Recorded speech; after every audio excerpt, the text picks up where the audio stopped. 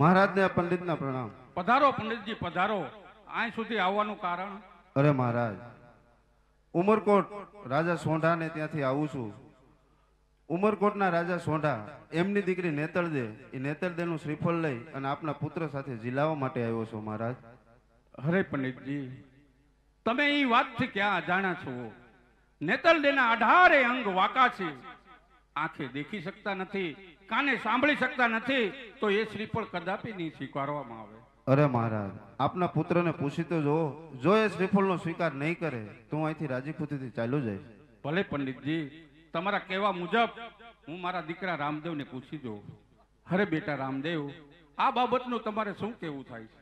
અરે હા પિતા, એ શ્રીફળનો સ્વીકાર કરી લ્યો. કારણ કે કૃષ્ણ અવતારની અંદર મેં વચન આપ્યું હતું કે ઉમરકોટની અંદર સોંઢા રાજાની ત્યાં તમારો અવતાર થશે, તમારા 18 અંગ વાંકા હશે અને કોઈ રજપૂતનો દીકરો તમારું શ્રીફળ ઝીલશે નહીં. ત્યારે તમે શ્રીફળ પોકરણગઢની અંદર રાજા અજમલને ઘરે મોકલાવજો. તમારું શ્રીફળ હું જરૂર સ્વીકારીશ. ભલે બેટા. બેટા રામદેવ, જેવી તમારી ઈચ્છા. લ્યો પંડિતજી, શ્રીફળ ઝીલાવી દો. ભલે મહારાજ.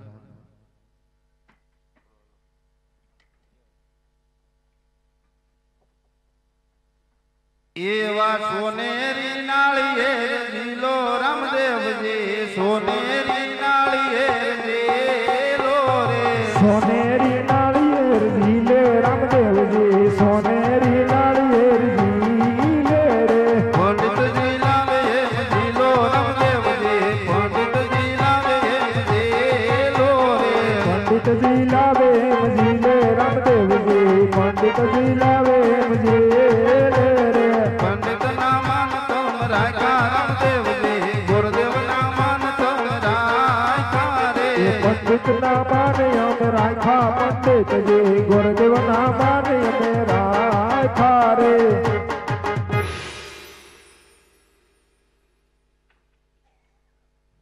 ભલે પંડિતજી, તમારા મહારાજને કહેજો કે જાડેરી જાન લઈને અમે આવી જઈશું. ભલે મહારાજ. અરે બેટા રામદેવ, આ ઘડિયા લગન તો લીધા છે અને 360 ગાઉ બેન સગુણાનું સાસરિયું છે, તો એને કંકોત્રી કઈ રીતે મોકલશું? અરે પિતા, તમે રાજ દરબારની અંદર આરામ કરો. ત્યાં હું રત્ના રાયકાને બોલાવી અને બેનને તેડવાની વ્યવસ્થા કરું છું. ભલે રામદેવજી. હરે વીરા પ્રધાન, રાજમાં રત્ના રાયકાને બોલાવો. હા મહારાજ. આજે પરદાન બોલાવે રત્ના આવજે રે.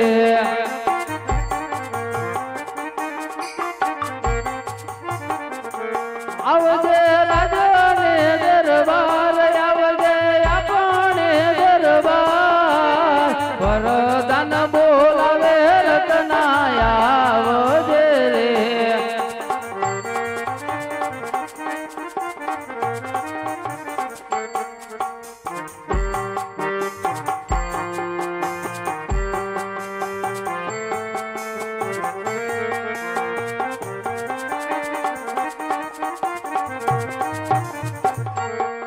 યાદ પર દાન બોલાવે રત્નો આવ્યો રે.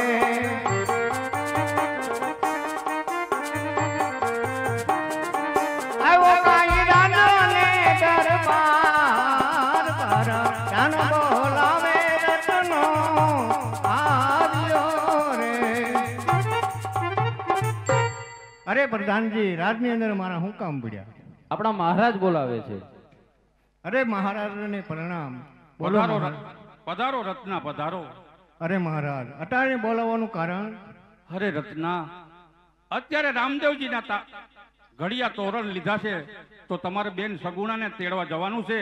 તો તમારી પાસે સાંઢળીઓ કેટલી છે? મારી પાસે તો 7 વીહુ છે. 7 વીહુ. એમાં હારામાં હારી? હારામાં હારી 2 છે. 2 માં કઈ કઈ? તો સાંભળો મહારાજ. એ પવન વેગની હાંડ છે મારે, કંઠે ઘૂઘર માળ.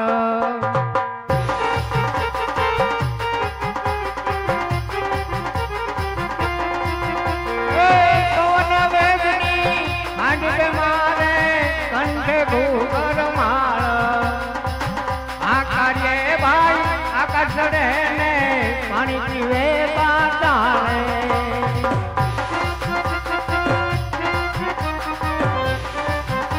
અને બીજી કઈ સાઈડ છે એ મને જણાવો.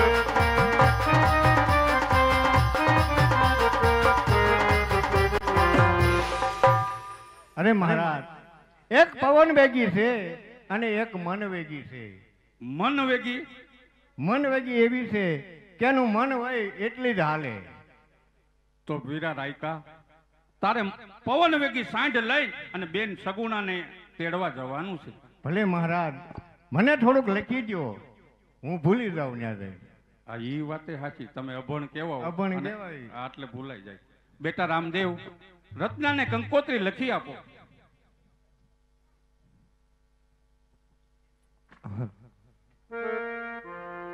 આજ રામ દે કંકોતરી લાખ તારે આજ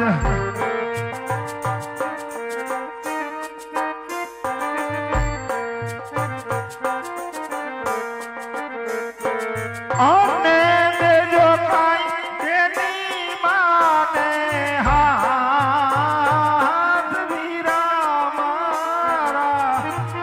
ભલે પ્રભુ. રામ દે કંકોતરી લાખ તારે આજ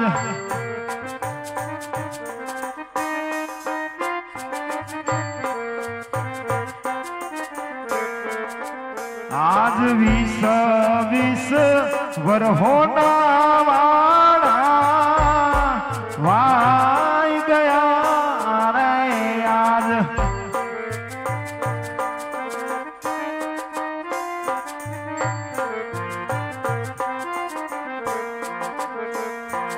અને નથી જોયા બેની માના મુખ રત્ના મારા. હા રામદેવ.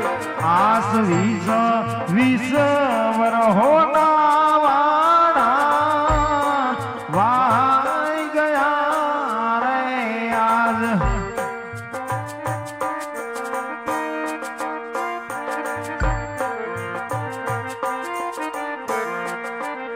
આજ દેજો રે સંદેશો રતના રામનો રે આજ.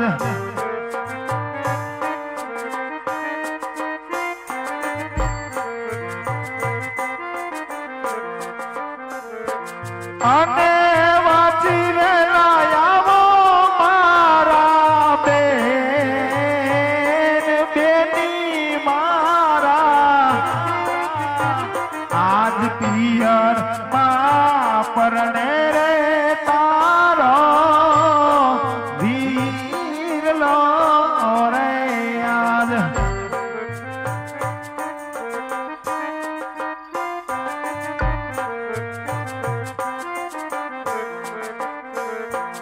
અને લગ્નમાં પધારો મારી બેન બેની મારા.